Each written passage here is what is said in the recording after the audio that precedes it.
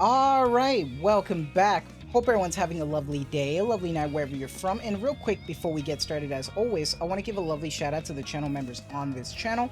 So thank you so much to these lovely commanders here that you see on screen. Thank you guys so much for your guys' constant generosity and support to me as always.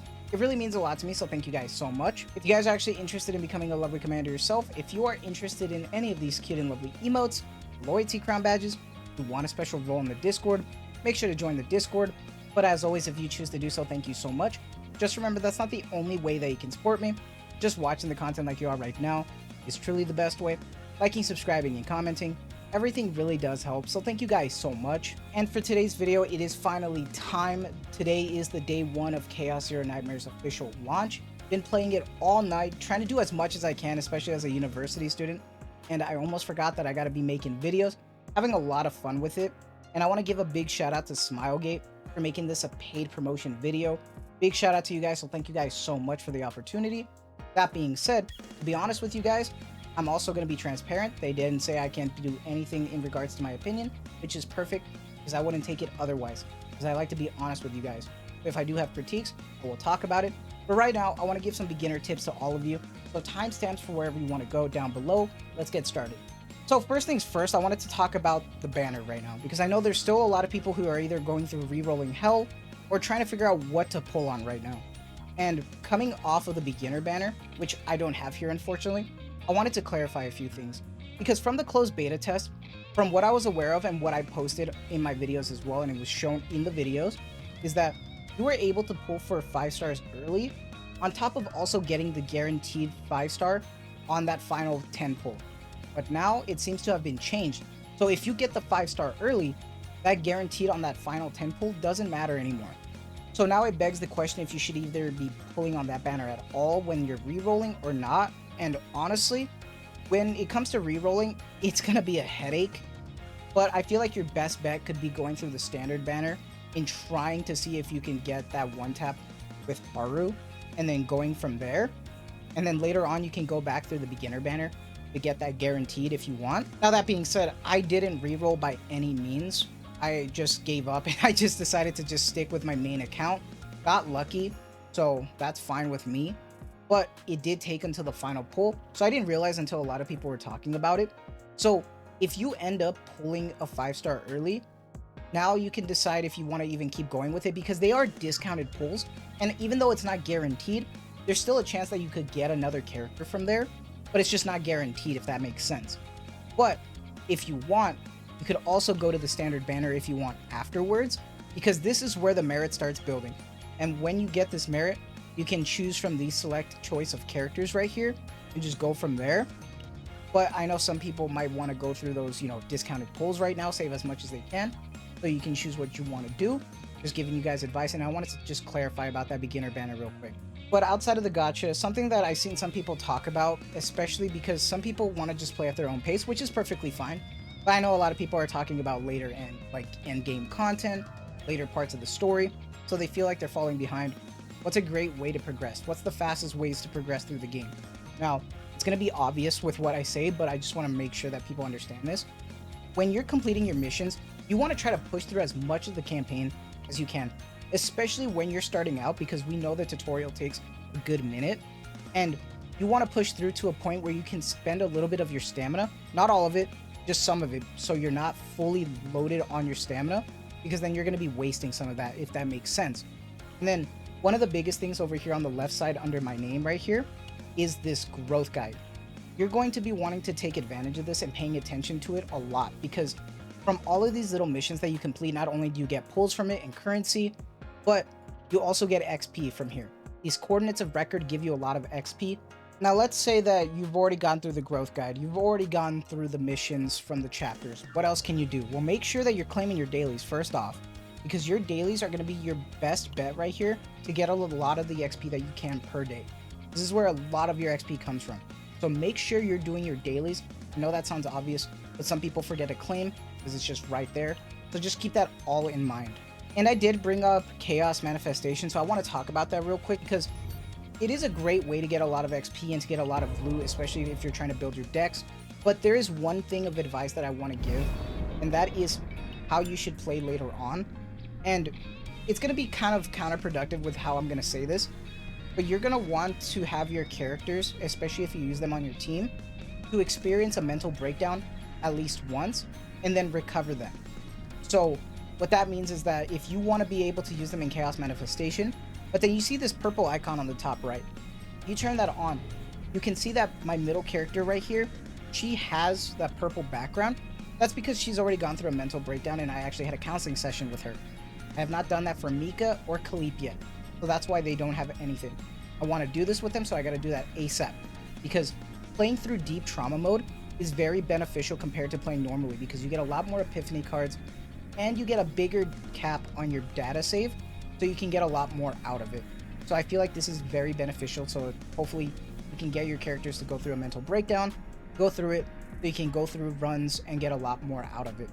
So other than that, just keep that in mind right now, that's probably your best bet. I know it sounds counterproductive, but that's something that you should do and something that I need to do, obviously. That being said, I wanted to give a quick tip with simulation, because I feel like some people are just going through to get what they can, but they got to be careful with it, because let's say if you're grinding for a combatant or something and you're trying to get some material for a striker, well, be careful, because you're going to progress eventually, because at difficulty level 1 you only get a certain amount of loot, but then later on you get more and then more.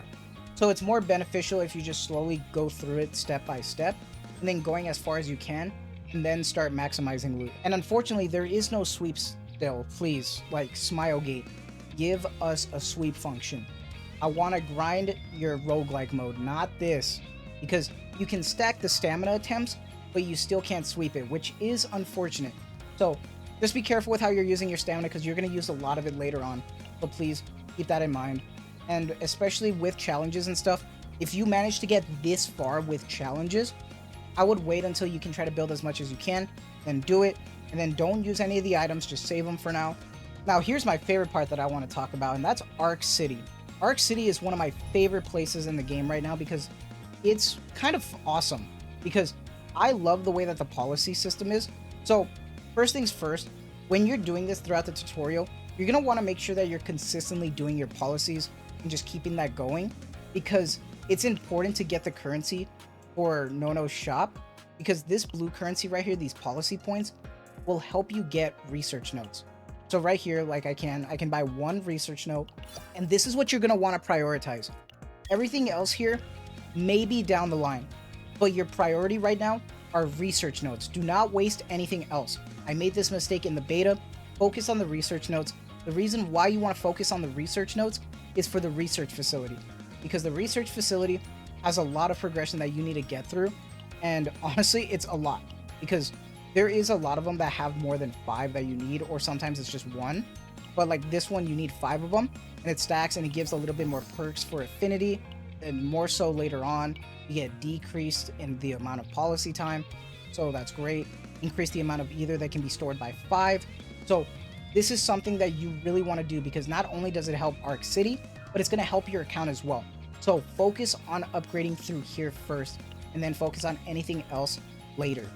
And then to add to that, all of these little areas that you can go to, the main street and everything, you can unlock more later on from the research, but you can also use this as a way to talk to your characters, giving, you know, the advice sessions, technically like in Nike, where you can spend time together with them and grow their affinity. Growing their affinity gives them more stats, something that you really want to focus on if you want to try to get more out of your characters. So just keep that in mind. But do be careful, because even though you can spend time with them, it might affect the Epion Center. And the Epion Center is where you go to recover your mental trauma characters in the psychotherapy. Because either you delete their memories or you can counsel them. But they take the same currency, which is a shame, because I would love to do both. So you got to be real careful with how you approach it. And then with the whole Epion Center, don't forget with Trauma Code, if you progress far enough, this is how you go through Haru's campaign. And then there is Renoa's event as well, which hopefully I can get to down the line. But right now, gotta focus on all this. But then we also have the Garden Cafe. Now, the importance of stamina, like I mentioned, make sure you come here once a day, take advantage of ordering coffee, get your stamina back up, and also pet some cats. Come on. Come on, we love the cats around here, all right? You gotta pet the cats. They're great. That being said, last stop is going to be at the Starshine Diner. The reason why I love this, first off, I love video game anime food. I know that's not even important here, but they made it look so good. But this is important because you get easy buffs for the Chaos Manifestation mode, and they are pretty damn good. Plus 7% attack for all combatants, plus 5% attack, or plus 5% health at the same time. So let's say this is what I wanted. So time to eat, spend the currency, and then you get to look at the food with like the row. Looks good. You get to see it. The food looks great. Literally, there's like a lot of odd detail with it that I appreciate. But the whole point of this is that this gives you buffs, and it applies 2 times in Chaos. So after 2 times, you have to come back here, eat another meal. But that's perfectly fine because you get a lot of currency right now for that. So good enough. So there is a lot to do right now. So you might feel overwhelmed, but please take your time with it. Have fun with it. It is not a race to try to be the best. At the end of the day, this is a new gacha game that just came out. Have fun with it. We are still kind of in the preseason right now. I think this is like season 0. Season 1, I believe, starts around like maybe like 3 weeks. So take your time. Have fun with it. Go at your own pace. Honestly, I didn't expect to have this much fun with Chaos Zero Nightmare or even have good luck, because right now, since I didn't reroll, I got lucky and I got Khalip on my first 5-star. And then in the standard banner, I got Mindlin, which was crazy. I don't think I even whaled yet and I got lucky. So I did some whaling after to say thank you, but having a lot of fun. Hopefully the devs can cook. I know there are a lot of other problems right now with the game stability wise, but kind of expected right now with the launch. But I'm glad that so far a lot of people are enjoying the game. Right now, do let me know what your thoughts are on Chaos Zero Nightmare R.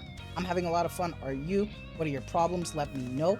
That is going to be it from me. So I hope you guys have a lovely day, lovely night wherever you're from. And as always, thank you so much for the constant support. Take care and have a good one.